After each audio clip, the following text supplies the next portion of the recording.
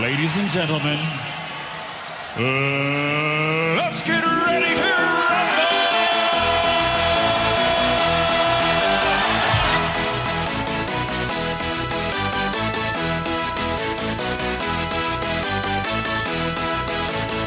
Y'all ready for this?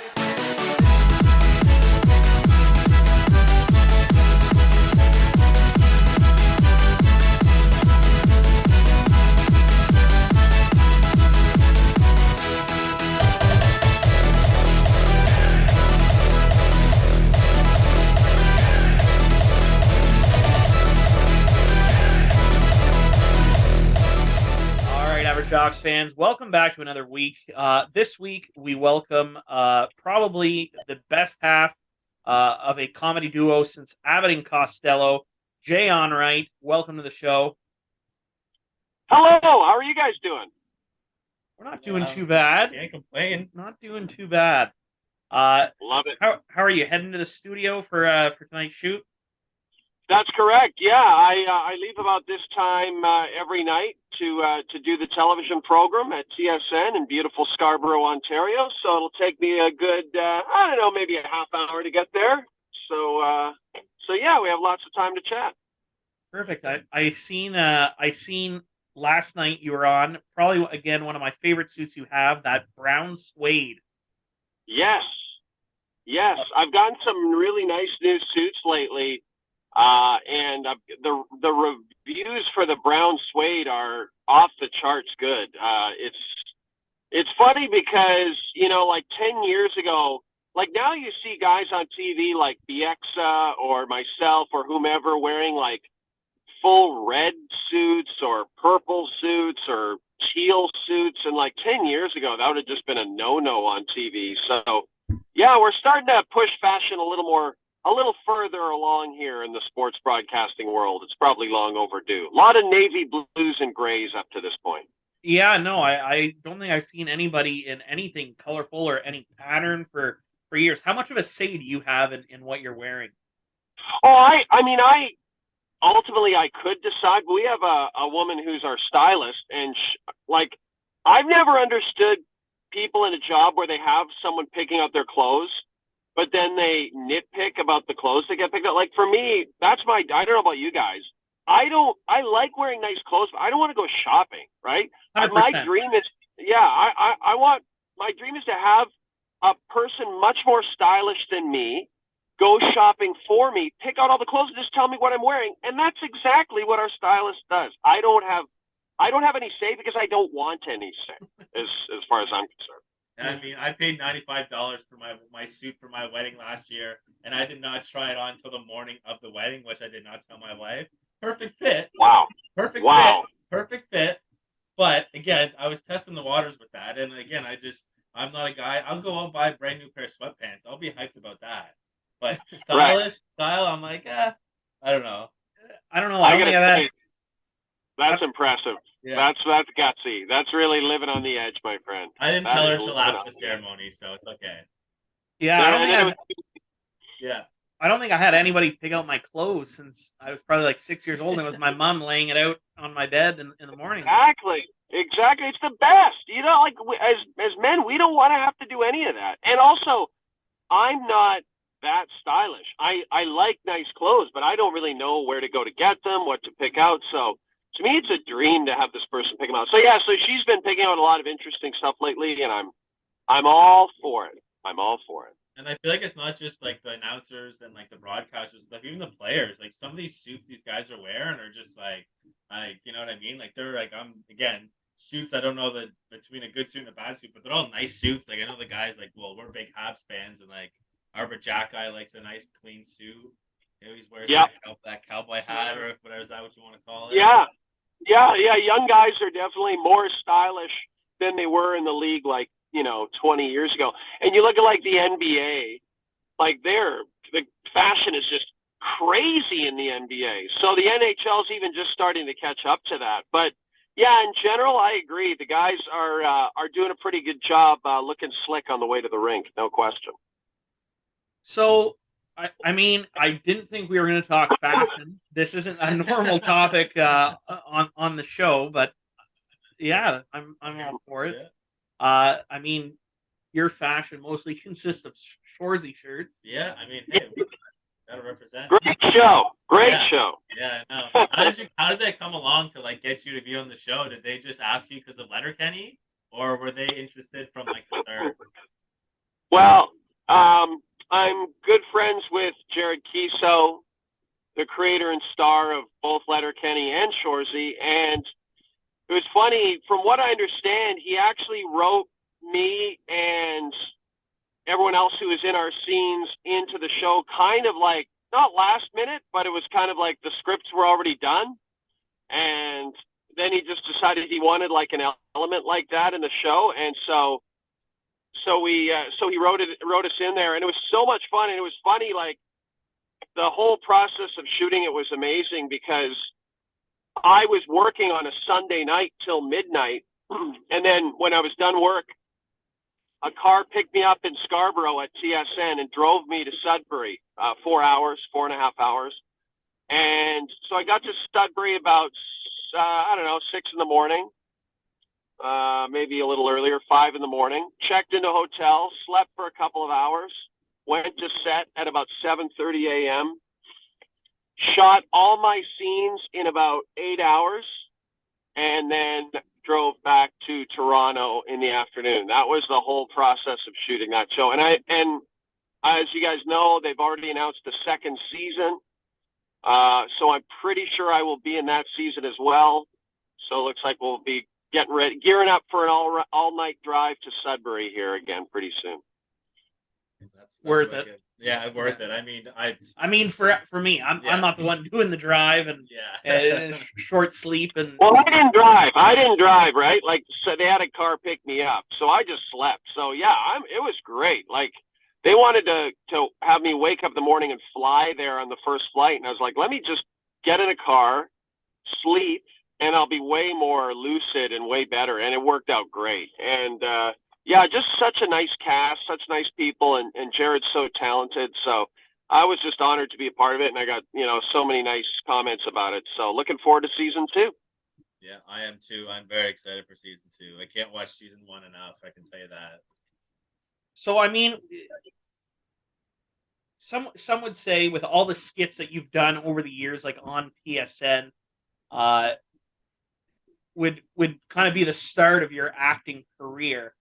When it came to doing like the different stuff that you've done on set, whether it's your dancing, whether it's your you blew it or Bobrovsky, does that come all from you? Is this like improv? Is this like, are you being told this is what we're doing?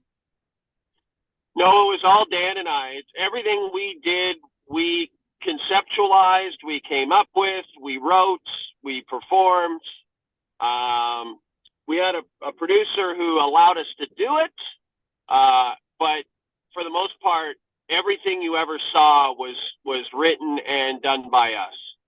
And originally, when we started, the funny thing is, and people don't remember this, when we were first paired together in 2002, the show was much more straightforward. It wasn't, wasn't as much comedy, because we were just really trying to make sure we didn't get fired. And then we started to push things a little bit and a little bit more and a little bit more.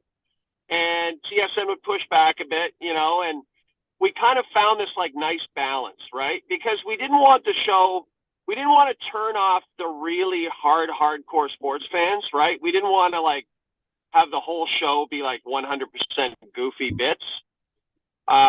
But at the same time, we wanted to let our personalities come out, and we wanted the show to feel like basically just two, kind of like you guys right now, just a couple of buddies hanging out, cracking jokes and talking about sports. And we just wanted it to feel casual, but at the same time, we wanted you to be able to watch our show and get all the news and information that you possibly needed. So in the end, it was kind of like a process. People think it was just like instantly we started cracking jokes, but it was probably a 2 or 3 year process where we sort of found our niche there, and eventually kind of got into a great place with the show about 2006, and things just kind of took out from there.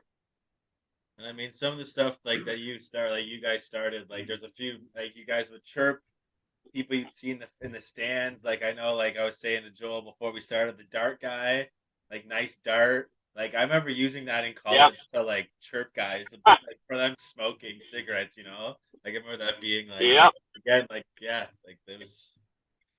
Just Well, and like everybody at TSN, I mean, not everybody, but a bunch of people. The thing about the TV business, people smoked later than most other industries.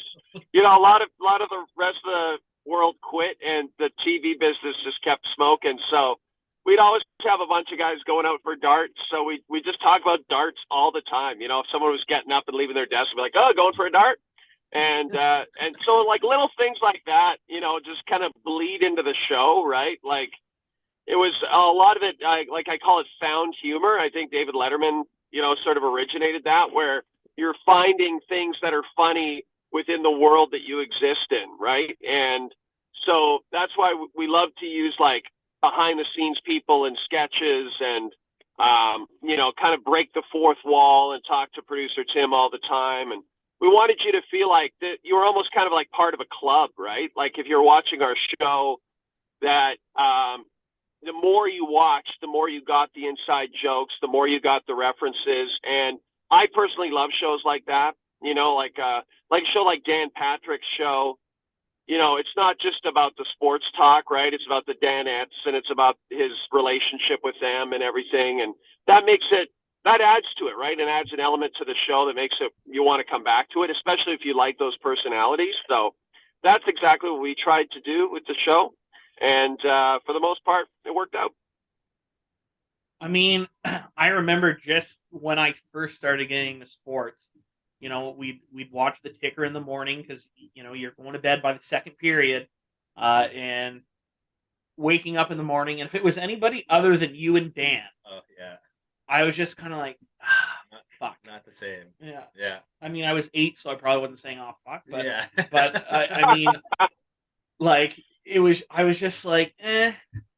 Like, yeah. I don't know if I care that much about the sports this morning. Because you made it fun, like you said, like for the younger generations, you made it fun. So like Joel said, like you wake up in the morning before school and you turn the TV on, you're like, oh, Jay and Dan will be on, and you can watch the sports and get your update. Like you guys definitely made a dent in that whole like being serious to talk about sports and kind of putting a goofy side to it.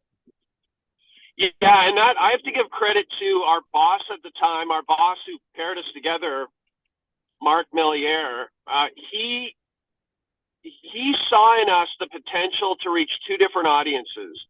And this is what he said to us. He said, I see you guys being popular with the college kids when they get home from the bars, and then being popular with their little brothers and sisters in the morning when they're getting up and getting ready for school. And then those little brothers and sisters will then become college kids, and then they will watch you after they get home from the bars. And he was absolutely right. Like to this day, all the time, people say, we grew up watching you in the morning, grew up watching you in college. So yeah, I have to give him credit for that, because I think, I don't know, I think we were good enough to be the primetime anchors, but I think in the end, where we ended up was the better spot. And also, we ended up being on more. The show looped over and over and over, so you couldn't really miss us. If you missed one show, you could just watch the next one and all that. So, yeah, it was pretty genius by him to sort of, try to capture that market. That he felt that morning TV show market was kind of underserved, and that we were kind of the perfect people to do it. And yeah, it turned out he was absolutely right. I know one other big mystery that I absolutely loved the entire time watching you guys was the who is producer Tim. Yeah. And for the longest time, it almost felt like a Scooby-Doo mystery to me, where it's, when are we going to unmask this guy? Yeah. And, just followed him on Twitter once I was, old enough to get Twitter, and I was like, God, he has like a silhouette as his his photo, and he's just playing into this charade of who is producer Tim. It was good. I know. So first of all, he's the kind of person who would never in a million years want to be on camera or to have the spotlight on him. He's relatively shy. So when we started talking about him on camera, the beauty was that we started, at TSN, this is something people don't realize, and we kind of created this. Usually you didn't get the same producer for every show. We had about 6 or 8 producers, and they would sort of shuffle around from show to show, especially on the later shows that we did. So it just so happened that Tim started to do our show a little more regularly, and we started to reference him.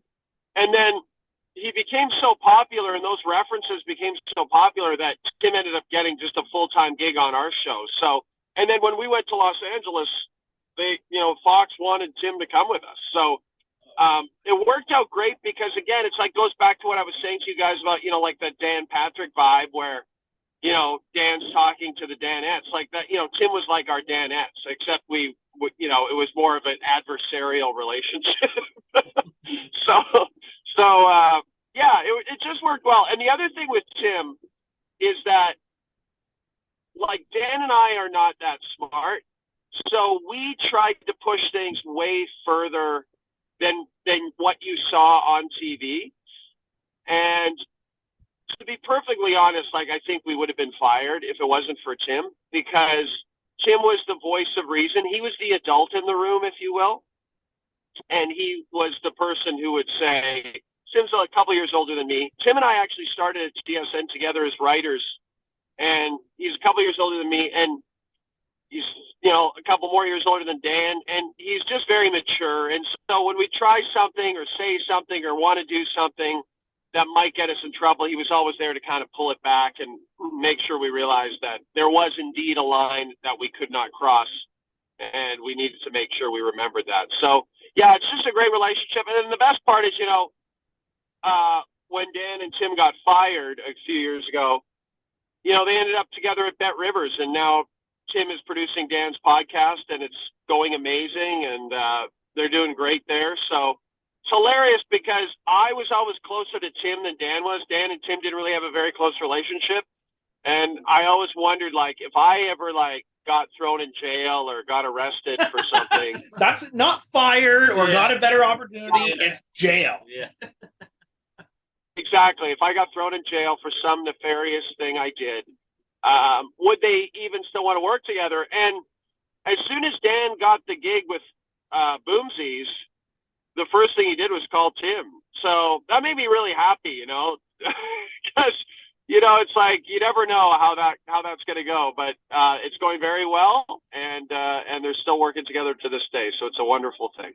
I mean, I know you guys. I mean, we follow you on Instagram and Twitter. Like, you guys still hang out. I seen that you guys were at a comedy club together not too long ago. Tom Green. Pardon? Tom Green. I met Tom Green walking the streets of Toronto. I was out getting a burger at Maddie's Patties. I look over and I'm like, oh, wow. I think that's Tom Green. And my wife was like, no, there's no way. I'm like, I swear that's him. And it was him, just sitting by himself with his dog eating a burger. Yeah. He loves that. Did about I'm not kidding you guys. He did about 2 hours of stand up. Wow. And and the dog was up on stage with him the entire time. The whole time. There. Yeah. Just sits there. Yeah. Loves that dog. So yeah, no, exactly. We still hang out all the time. We just took Tim out for his birthday. My wife and I did. So yeah, we still hang out constantly. It's great, actually. Was there any animosity or any awkwardness whenever, Bell or TSN, whatever you want to say, had all those major layoffs, like breaking up? Like, I never in 1,000 years would have thought, you know what? Let's break these two up. Let's get rid of something that obviously has worked time and time again. Yep. Like, whenever I heard this, I was just like, what the hell are they thinking? And then I'm thinking, how awkward is that, A, for Jay? How awkward is that for Dan? Yeah. And then producer Tim, who just seems like you kind of mentioned, was caught in the crosshairs of being, a reference on the show, also kind of awkwardly being known a name that was also let go. Like, I just feel like that Yeah. kind of puts all three of you in a real shitty situation. Well, and Natasha Stanishevsky and Brent Wallace, and Yeah. like that round, excuse me, that round of layoffs was particularly brutal because I felt like a lot of the decisions were personal and not really performance or money based. And so, the boss I mentioned to you who happened to bring us together was let go a couple of years ago, and I didn't realize it at the time. He was let go a couple of years before the firings happened, and I didn't realize it at the time. But that was the beginning of the end because he was the guy who always had our back there, and he really protected us. And there should have been more people protecting us as a team, but that is neither here nor there. So when he was gone, suddenly it was like a new management group that didn't really like us, like never liked us, didn't care about our success, just didn't like what we did. And just, from a personal taste perspective. And it's like, I always say, like, if I'm an NHL GM and I happen to not personally like Timo Meier, that's not going to prevent me from going out and trading for Timo Meier since I know he'll make my team better. Yeah. But in this case, that's exactly what happened. Like, basically, someone let their personal feelings interfere with good judgment. And Dan had made obviously some public mistakes and everything, but that was 6 months previous, right? So, it's sort of like, it'll never make sense to me, and I'll never understand it. I might even, at least with Dan, he had some issues and stuff. With Natasha, that one was even more bewildering for me because, you're just talking about maybe the most popular anchor we ever had. But again, just someone who didn't, think she was that good and decided that was the end of it, and so that's the funny thing about our business. And I guess that's not just unique to the broadcasting business. That's any business, right? You can be as good and as popular and as amazing as you want, but sometimes things are just out of your control. And when someone else is making the decisions, someone else is making the decisions. There's really nothing you can do about it. Well, I'm glad to see that it didn't affect your friendship with Dan or producer Tim, because I mean that I couldn't imagine just going through that. Like, we have I would say a pretty tight knit group in our department at work, and if I walked in and my two best friends or two people I'm close with are let go, I'd probably be like, well, why am I still here? Like, why? Like, almost like what do you call that? Survivor's guilt, almost of like. Yeah, a little bit, and that's like any layoffs, right? I mean, that's like you talk to anyone who is in a company that's doing massive layoffs, they'll always tell you it's almost worse to be left behind. It's almost worse to be the one who didn't get laid off than the one who was, because not only do you have, as you guys described it, survivor's guilt, but then you end up doing more work for the same pay.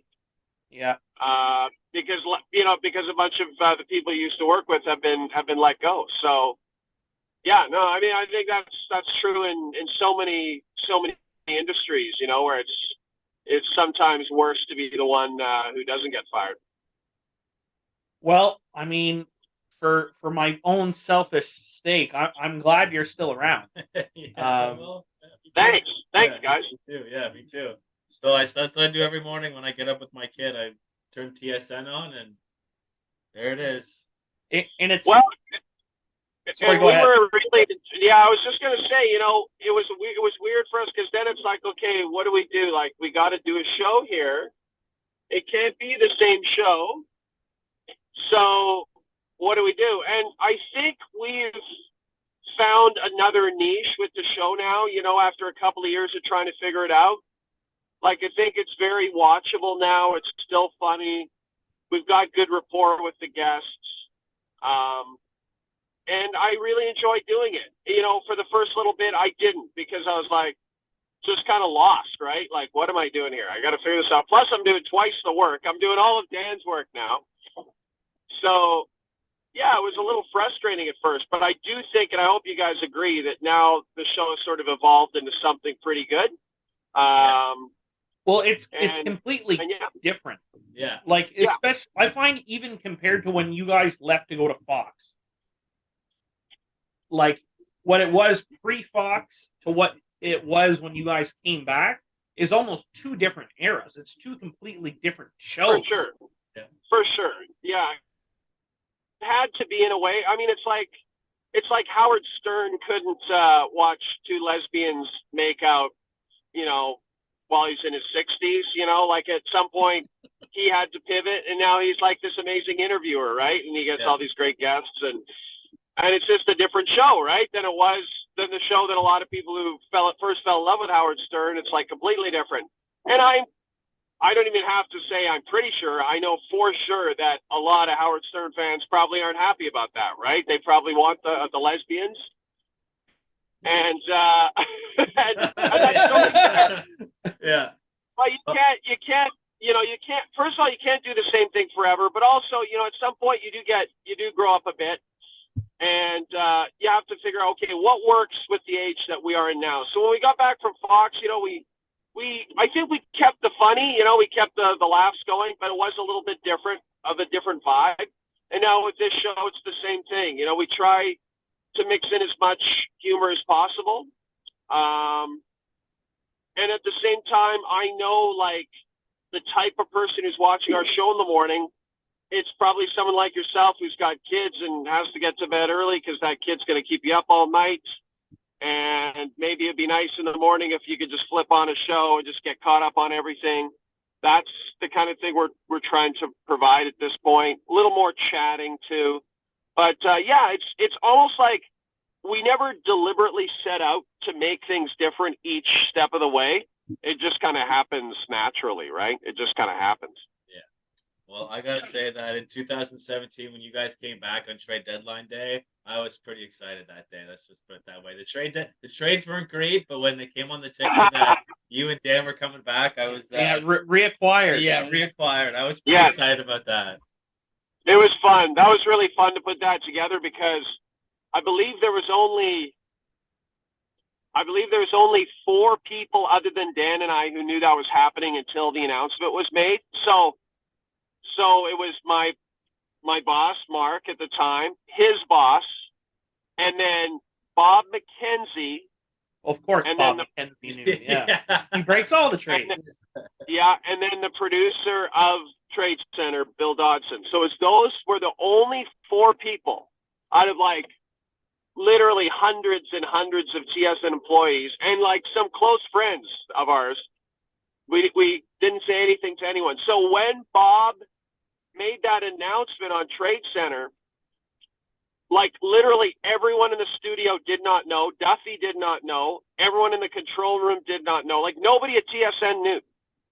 And so the reason we had to tell Bob is we're like, okay, Bob, you're gonna break it, and so you got to know about it.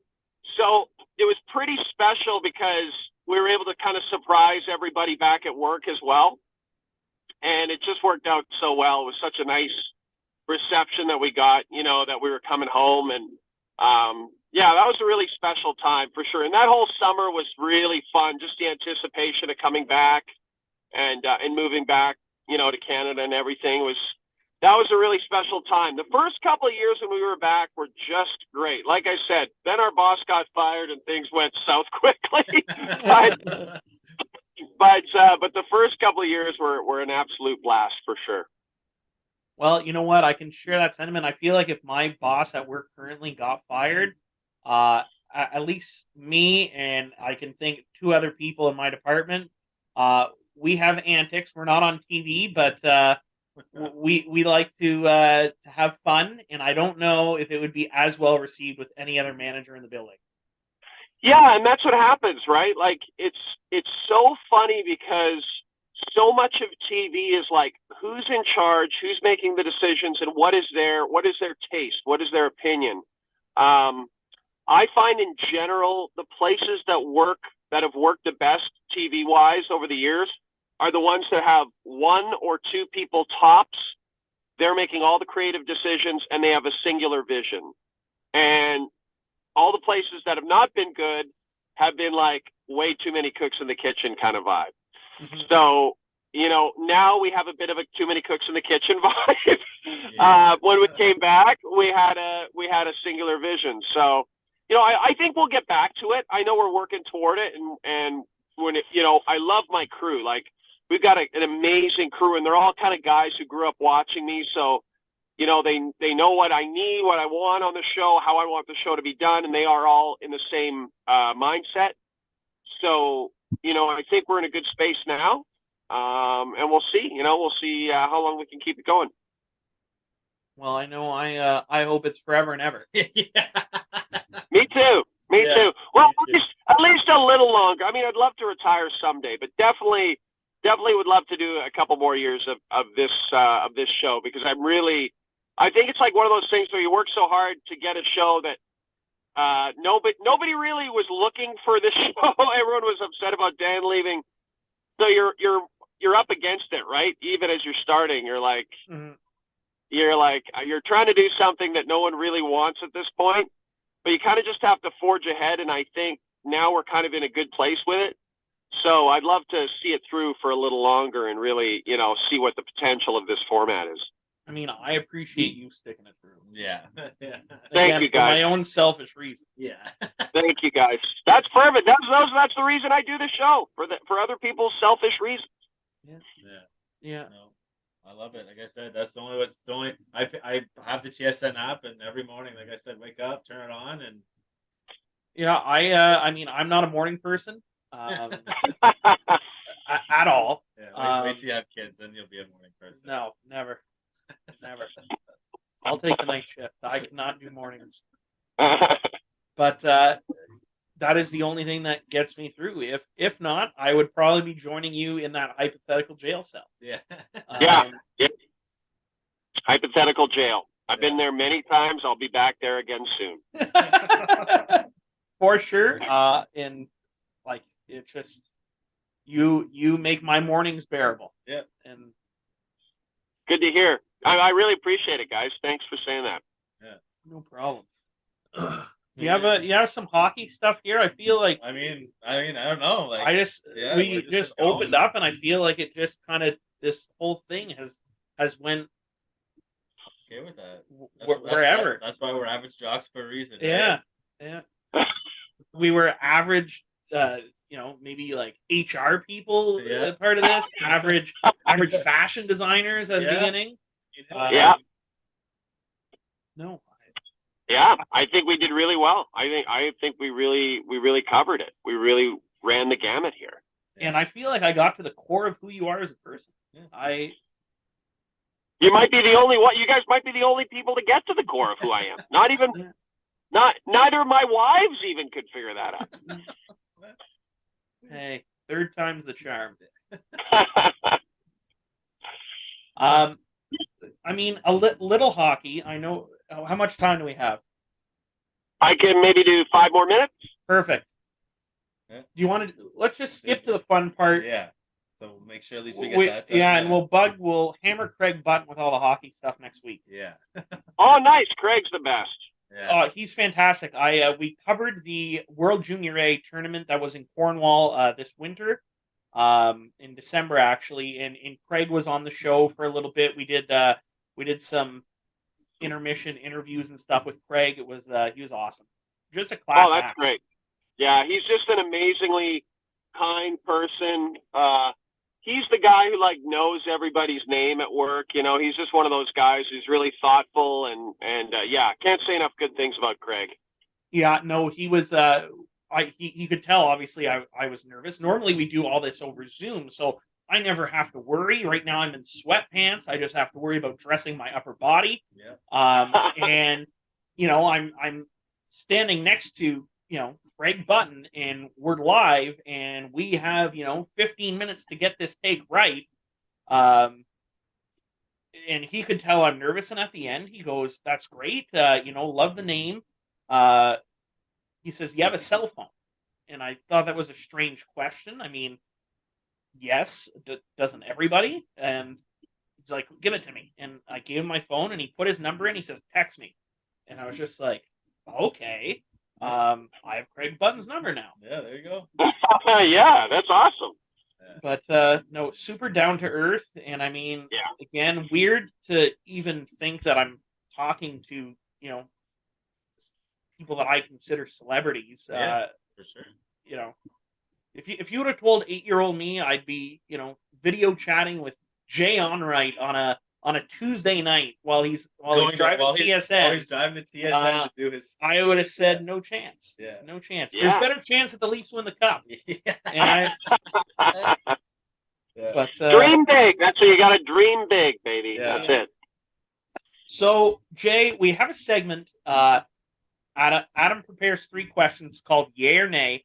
It's pretty much just a thumbs up or a thumbs down to some hockey questions. I don't know what they are, so you and I are going in blind. So I guess we'll just see what Adam's cooked up this week. All right. So this week, the first one is: should there be a shot clock in the shootout for the shooters? Just because I don't think. Sorry. Okay, who are we doing this? Am I going first? Yeah, You can go first. You can go first. Yeah. It sounds like you have a hot take. Well, I don't really have a hot take, but I don't think that's the issue with the shootout. Put it that way. I don't think that's.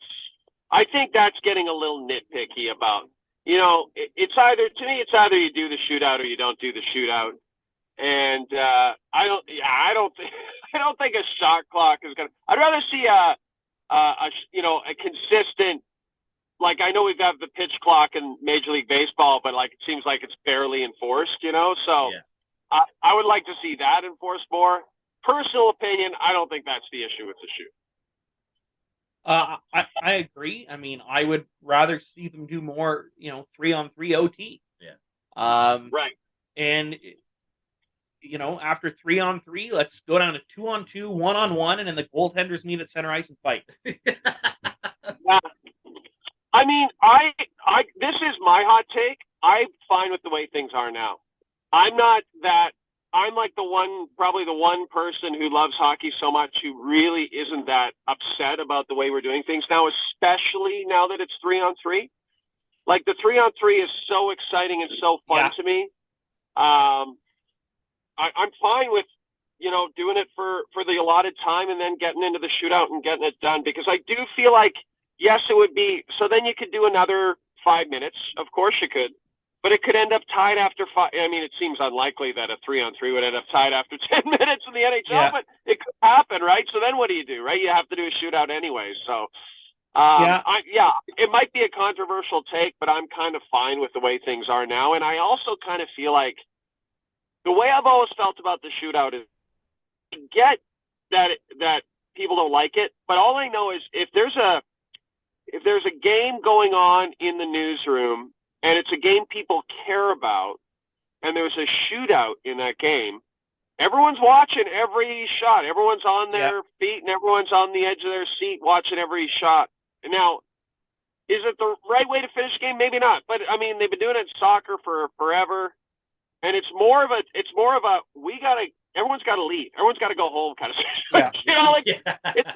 It's never going to be perfect, but it's kind of the best they can do in order to actually have finality to something, right? So that was a long ramble. I know these are supposed to be quick answers, but I kind of rambled. No, it's all good. I appreciate it. Normally, I'm the one that rambles, and so it's nice to be on the other side of things. But I agree with your take on the shootout. I don't mind it. I would love a little more 3-on-3 OT, but the shootout shows personality like it does on your show. And it brings in that element of like pitcher versus batter, 1-on-1. Yeah. Soccer, goalie or goalkeeper versus forward, defense, midfielder, whatever, 1-on-1 battle. This brings in that 1-on-1 battle of who's better. And I don't know. I don't mind it, but just with how exciting the 3-on-3 is, I would prefer, like, if I had to choose a game being decided by one or the other, I would prefer the 3-on-3. For sure. I think everyone would agree on that. Yeah. All right. What else do you got? Well, with the All-Star game just passing, me and Joel talked about the All-Star game and how we've kind of lost interest. So to make it more interesting, should the NHL look into making like a ball hockey game instead of having the game on ice? to interact with the fans more, to make it more fun, so people would watch more. So I heard Andrew, speaking of Dan Patrick Show, McLovin from the Dan Patrick Show, Andrew Perloff, I thought had a great tweet about the All-Star Game. And he was talking about both the NBA and NHL All-Star Games.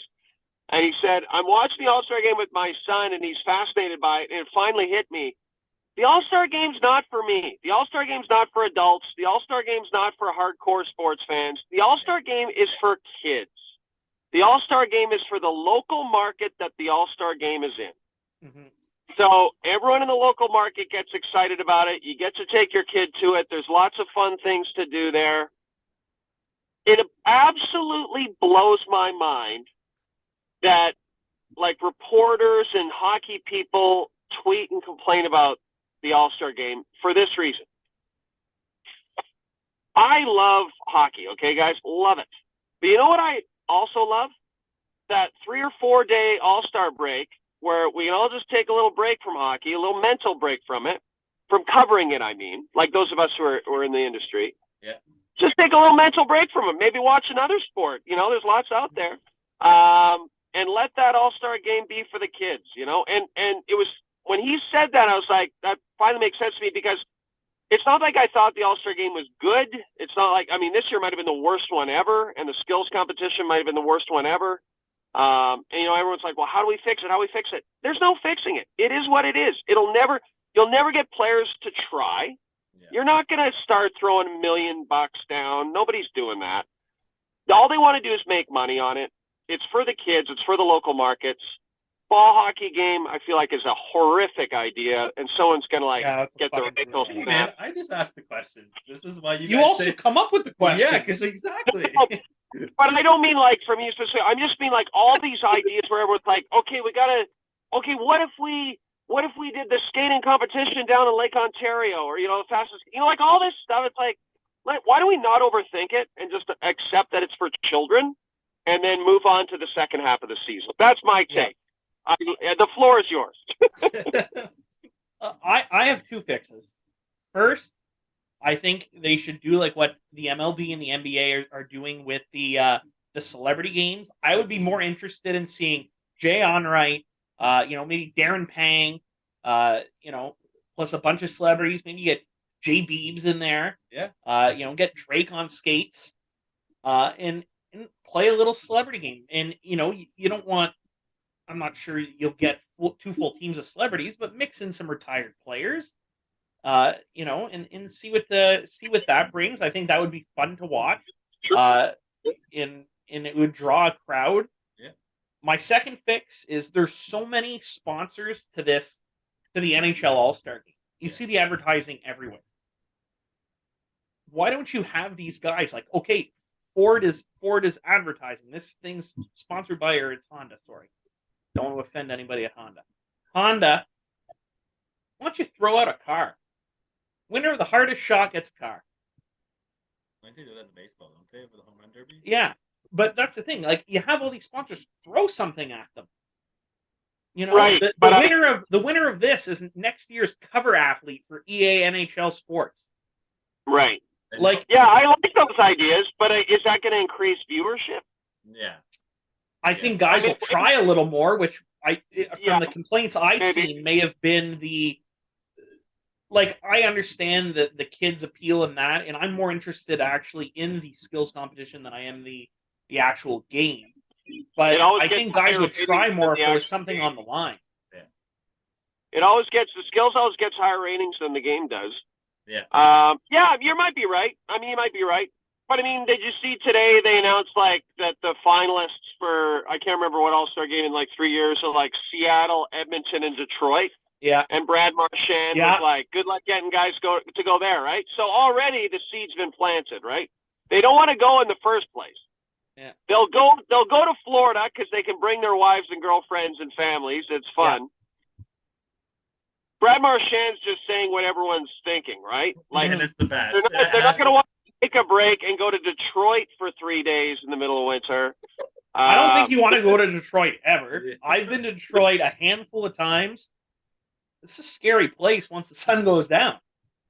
So, like, I guess that's my point. Is like the real issue is getting them even to play, right? And when they really don't want to do it. So yeah, I don't know. I just don't think there's any fixing it. We have time for one more. I got to run here. That's it. We only have one more. I was just gonna say we'll throw one more at you, and then we'll let you get to work because I'm going home to bed after this. I don't know about him, but we'll see you in the morning. Yeah. All right. And good. the last one is with all of these injuries happening this year. Do you think the NHL should get rid of back-to-back nights, like when teams play back-to-back? You know, like again, comes with the All-Star game. Some like Montreal had 12 days off at the All-Star break. I understand they're trying to implement this bye week for teams, but do you think they get back-to-back nights? Like, Toronto played Montreal and then played Chicago, or vice versa, something like that. It's a good question. I mean, it seems like it's almost like they're doing the opposite, where they're starting to do these like not only games of back-to-back nights, but like in the NBA where they're doing they'll do like 2 games. The Raptors will play like 2 games in Detroit over 3 nights. You know what I mean? Like they're trying to almost like establish like a little mini playoff series or something like that.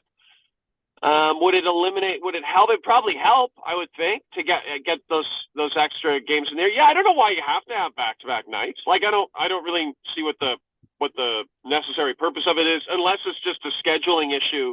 Where NBA teams are sharing arenas with NHL teams.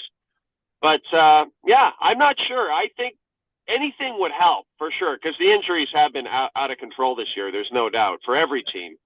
Anything would help. I say yes. I'm in favor of it. I would say I'm also in favor. Let's go. But then my question is, and just from I guess recency bias, like when Josh Norris came back and he was allowed to get 5 opinions on a doctor, and 4 of them said no, and the 5th one said yes.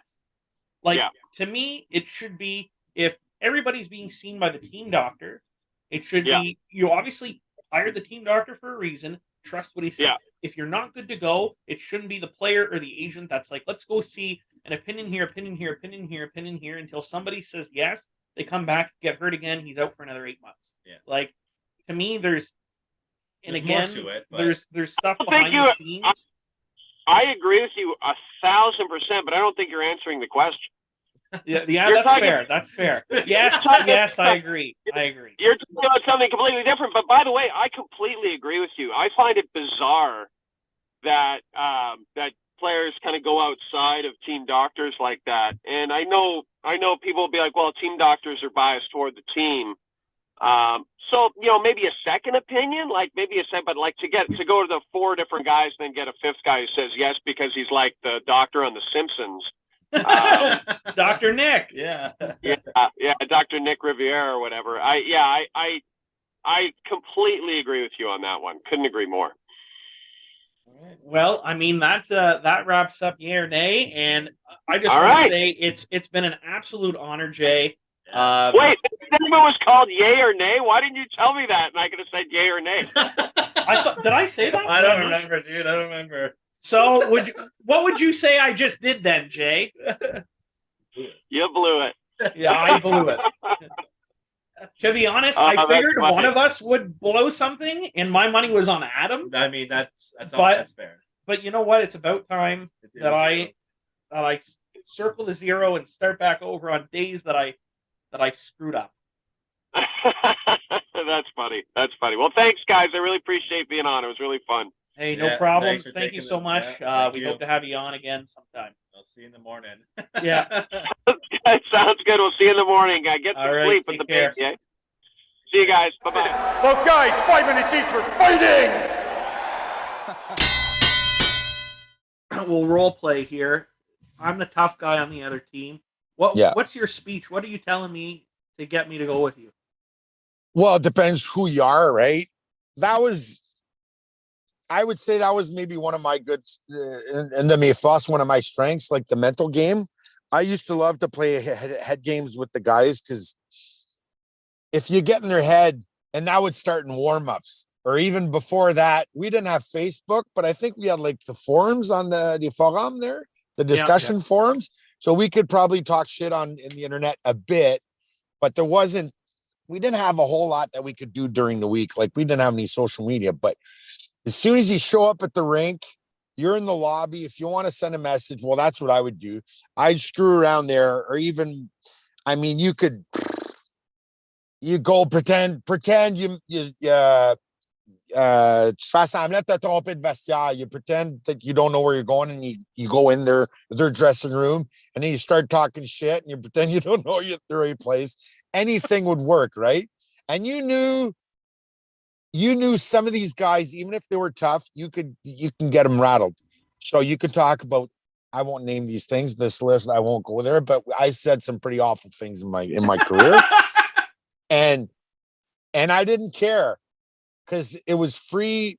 Yeah, I'm going on the ice. I've got maybe 3,000-4,000 people that want to see me get my head ripped off. I mean, anything was tous les coups sont permis, right? So you start the game there in the lobby, and then the warm-ups was great because then you make the guy look stupid in front of everybody.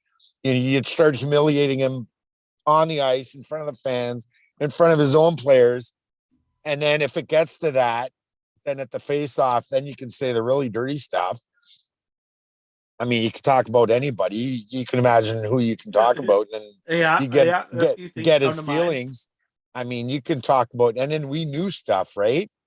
Everybody's played together or against for years. Mm-hmm. Junior, coast.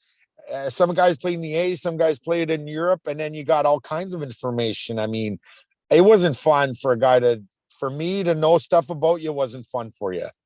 No. So is there anything anybody could say to you that would piss you off? No. Because I get the vibe. You're just cool. You're just like, I don't look. You get my nerve. You know what? You know who would get under my skin? And I played with him in Cornwall for the first time in my career, and I hated that guy. Louis-Philippe Charbonneau. That's one guy I said some nasty stuff about him, and I won't say nothing right now, but when he walked in the room, and usually I'd be cool about playing against the guy I used to fight, and that was the only guy I wanted. And he walked in the room the first training camp practice, and I was sitting down. I was trying to think, what am I going to do? And how I'm going to do this? How we're going to meet, right? And I'm usually cool about this stuff. I don't know why. I got anxiety going about this guy, and I think we might have to go, right? I'm like, honestly, I didn't know how this was going to go. And he walks in, and I remember he's got his bag on his shoulder, and he stopped in front of me, and then he's got that smile. Remember, LP had that grin smile. And he just looked at me and he just smiled. And I remember I looked at him. I said, on va se donner la main avant de se cracher dans la face. We'll shake hands. We'll shake hands before we spit each other. And I just shook his hand. And that was, from there, it just went on great.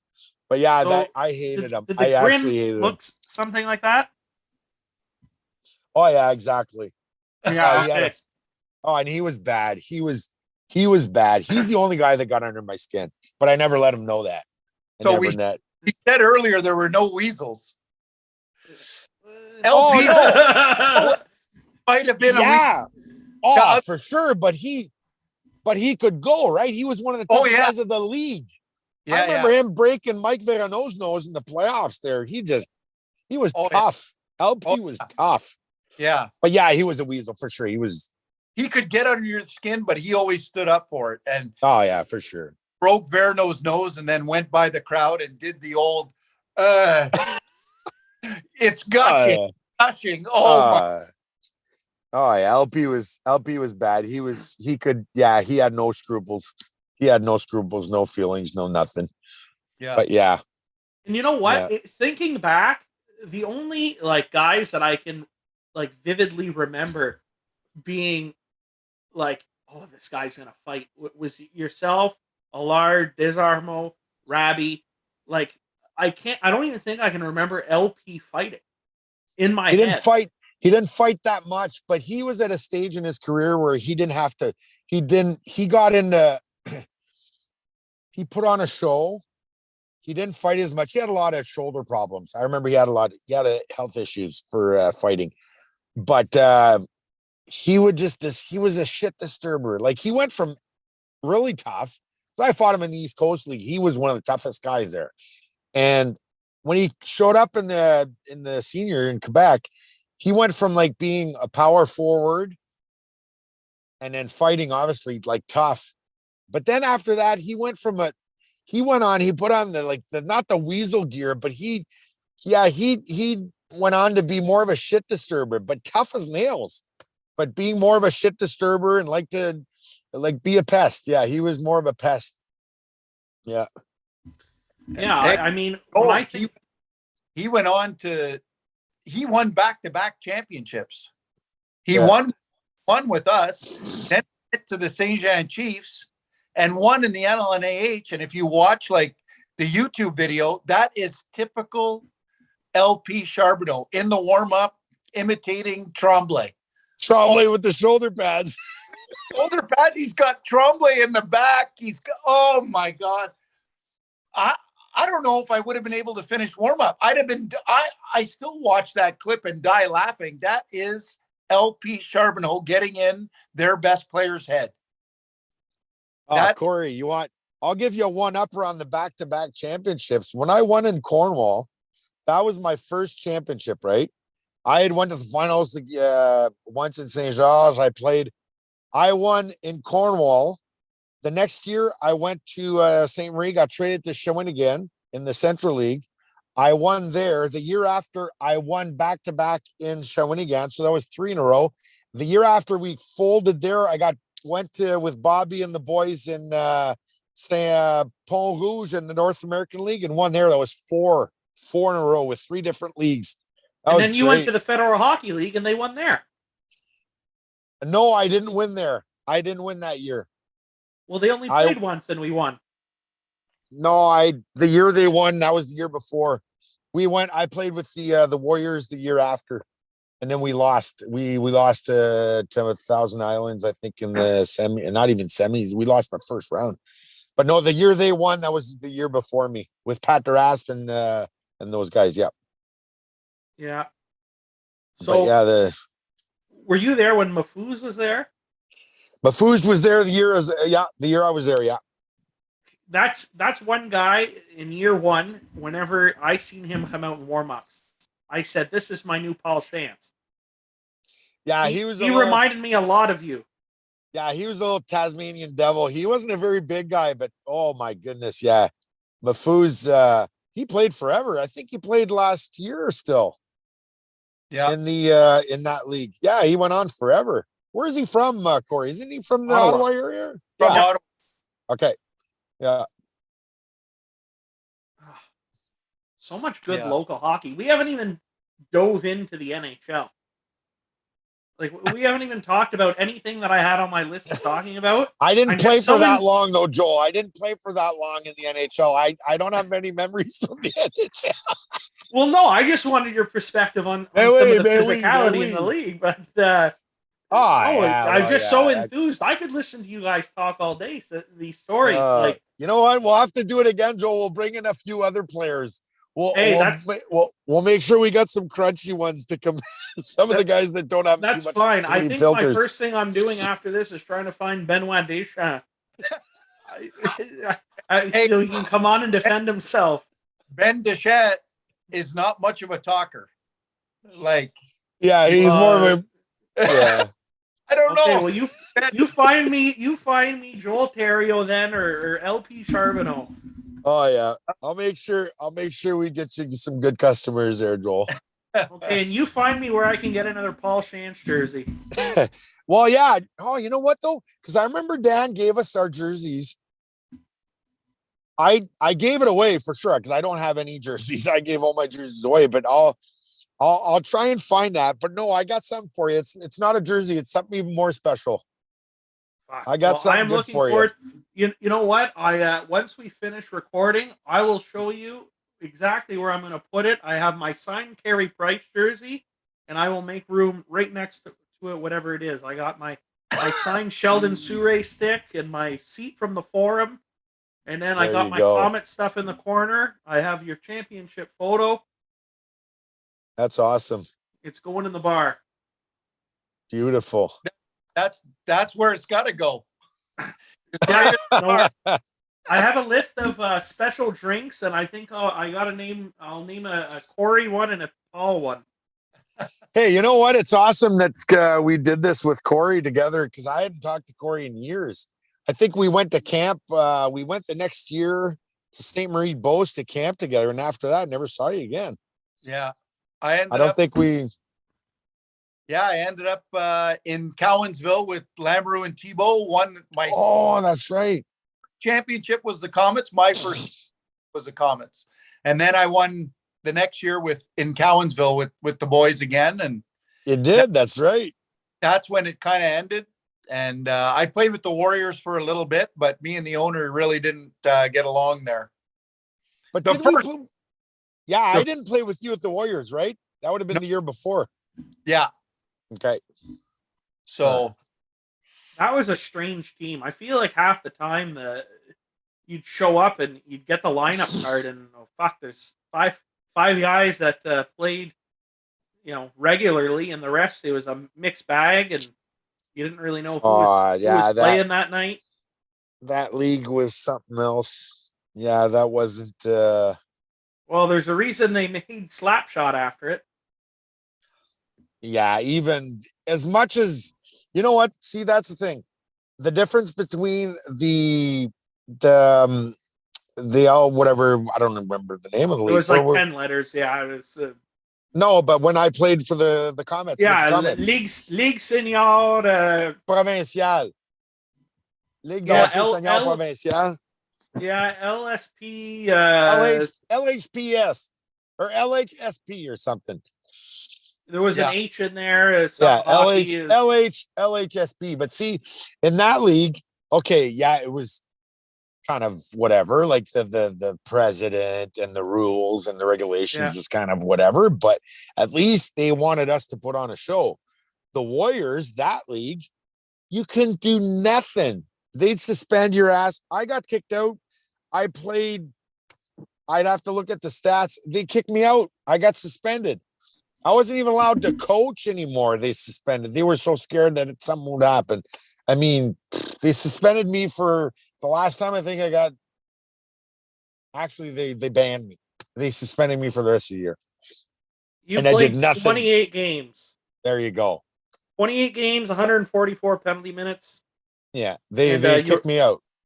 Not bad. You're only a -1. There you go.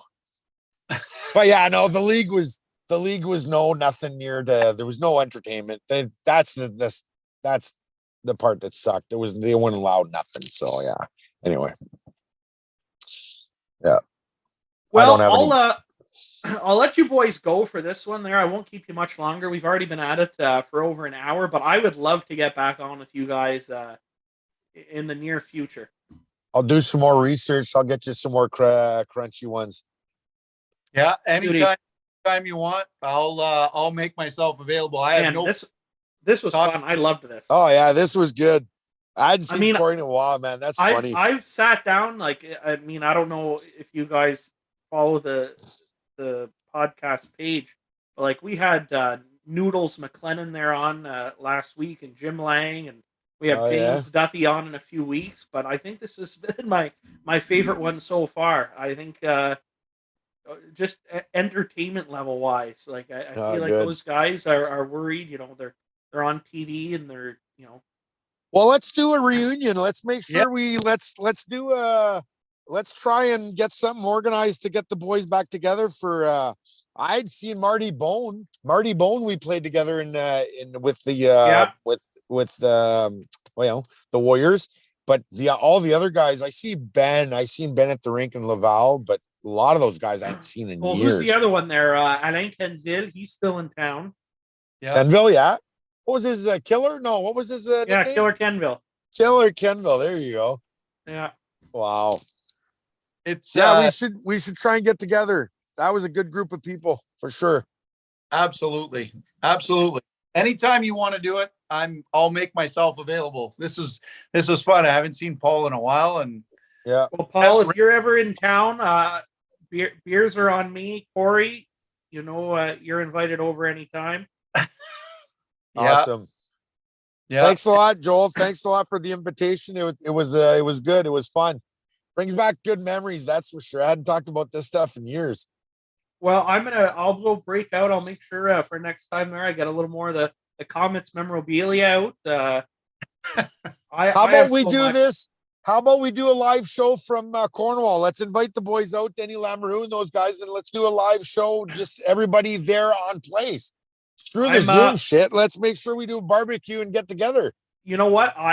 We can set that up. That would be cool. For sure. That would be really cool. Yeah. No, I'm just throwing out. Hey, you know what? You know what we can do? Actually, Justin and I are covering the World Juniors that are coming to Cornwall. We Hockey Canada just sent us our passes. Wow. So what I'll do is we'll be working with the local TV station here, and I'll see what they can do to kind of get like a panel. And Justin and I can kind of lead a panel and have you guys there, and then we'll do something a little less informal where we can have adult drinks. Adult conversation as well. Yeah, and I'll make sure my fucking hose is turned off. Yeah. You're not nowhere near my fucking hose, Paul. Cut the water supply. Good stuff, man. Make sure the fire extinguishers are away too. Yeah, I'm gonna have to let the Cornwall Fire Department know it's false alarms. No one coming to my house. I've got some contacts with them. I'll let them know. Yeah, you let them know. All chances in town. Oh wow! All right, we'll set that up. We'll be in touch, and I got a lot of stuff to go through now. Sounds good, guys. All right, you boys have a good night, and we'll be in touch. All Cheers, right, guys. Peace Thanks, out. Take care. Yeah, take care, guys. Thanks. Bye. Yeah. See ya, Corey. See ya. Thanks again for coming on. No problem. All right, take care, brother.